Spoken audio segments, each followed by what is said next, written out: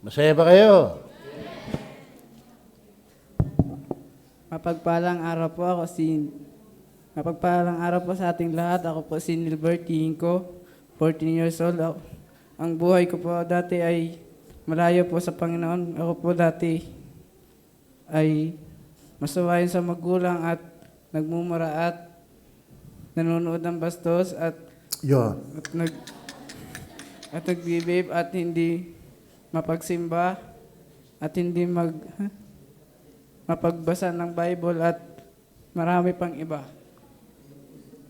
Isang araw nakarating po ang isang taong malapit sa Panginoon at naghatid ng salita ng Panginoon. At yun po ay si Kuya Andrew Andal.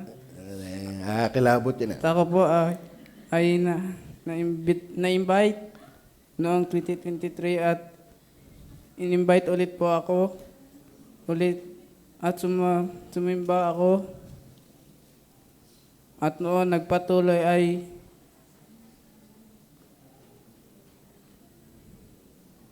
ng pagsimba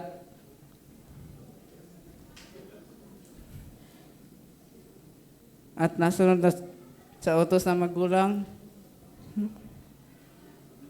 at hindi nanonood ng bastos at hindi nagbibabe at nagsisimba. Nagbe-vape. Hindi na nagbe-vape.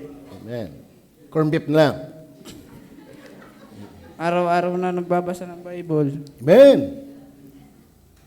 At ako po ay magpapabaptize hindi para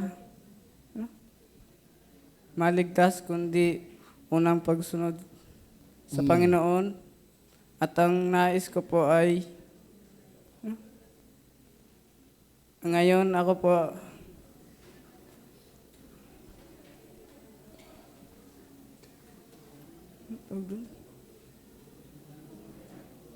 ang goal ko po na ay makapagpatuloy at magpagamit sa pastor at Amen. sa Bubuhatin leader mo ako. at mag-invite. Amen.